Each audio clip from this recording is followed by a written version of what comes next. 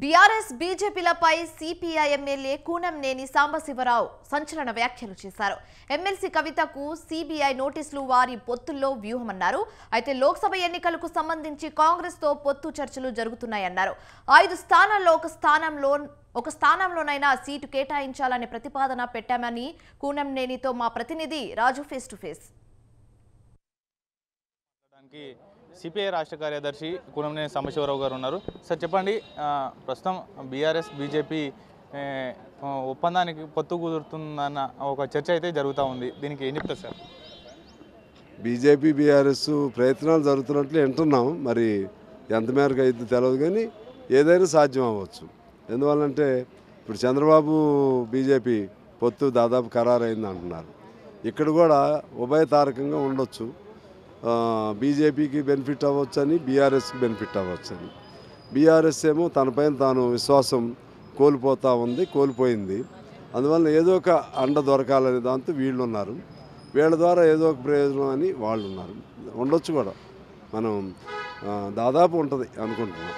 ముఖ్యంగా మరోవైపు చూస్తే ఇప్పటికే అసెంబ్లీ సాక్షిగా కాంగ్రెస్ ప్రభుత్వం అటు విద్యుత్ మీద కావచ్చు, ఇరిగేషన్ మీద శ్వేతపత్రాలు విడుదల చేసింది. మీరు కొత్తగా ధరణి మీద కూడా శ్వేతపత్రం విడుదల చేయాలని డిమాండ్ చేస్తారు. ఎందుకు సార్?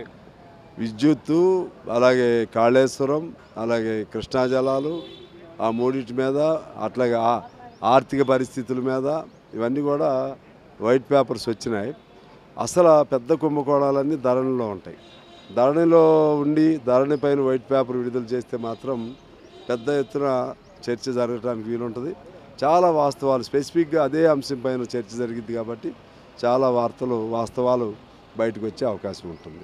రానున్న ఎన్నికల్లో, పార్లమెంటు ఎన్నికల్లో ఎన్ని స్థానాలు పోటీ చేసేటటువంటి అవకాశం ఉంది? ఇప్పుడు పొత్తు కుదురుతుందా? మరోసారి అప్పుడు 119 స్థానాలు ఉంటేనే ఒక స్థానం కేటాయించారు. కేవలం 17 స్థానాలే ఉన్నాయి కాబట్టి ఇప్పుడు సీటు కేటాయించకపోయినా పొత్తు ఉంటుందా, లేకపోతే సీట్ల కేటాయింపు జరిగితేనే పొత్తు ఉంటుంది?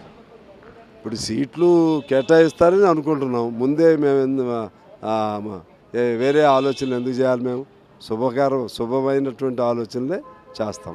ఎన్ని స్థానాలు ఆశిస్తాం? 5 అడుగుతున్నాం. ఏ ఒకటి ఇచ్చినా చేద్దాం అనుకుంటున్నాం. అప్పుడు 119లో ఒకటన్నా కూడా అదే కదా. ఇప్పుడు ఇవన్నీ కూడా 10.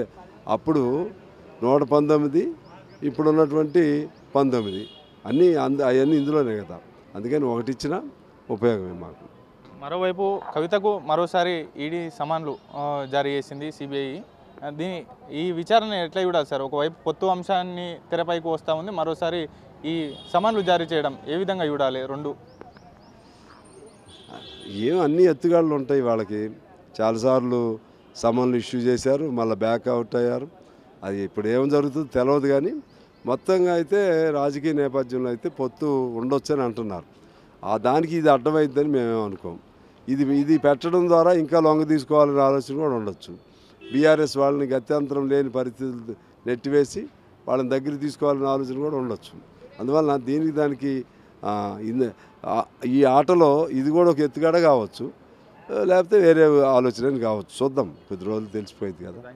రైట్. ఇది ఓవరాల్గా బీజేపీ బీఆర్ఎస్ పొత్తులో భాగంగానే ఇదొక వ్యూహంగా, ఎత్తుగడగా కూడా దాన్ని చూస్తూ ఉన్నారు. కవితకు నోటీసులు ఇవ్వడం కూడా ఒక ఎత్తుగడనే భావిస్తూ ఉంది సిపిఐ. అయితే రాబోయే రోజుల్లో బీజేపీ బీఆర్ఎస్ పొత్తు కుదిరేటటువంటి అవకాశం అయితే పక్కాగా కనిపిస్తుందని సిపిఐ ఎమ్మెల్యే కూనంనేని సాంబశివరావు వ్యక్తం చేస్తున్నటువంటి పరిస్థితి ఉంది. కెమెరా పర్సన్ అఖిల్తో రాజు, స్వతంత్ర టీవీ.